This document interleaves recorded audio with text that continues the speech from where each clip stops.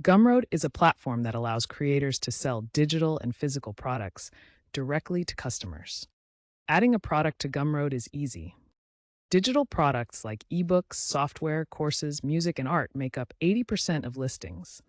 Physical sales have grown 40% in 2025. Use the dashboard or updated mobile app to create your listing. You'll need to create an account if you don't already have one. Navigate to Dashboard, then Products, and click New Product to begin.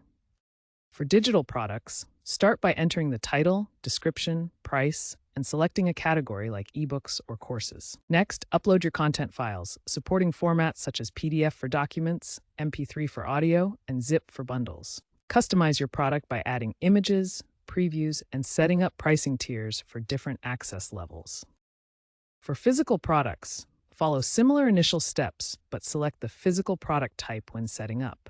Specify the weight, dimensions, and shipping zones for your physical product.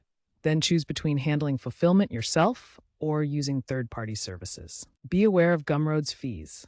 5% platform fee plus 30 cents per sale, with payouts processed weekly.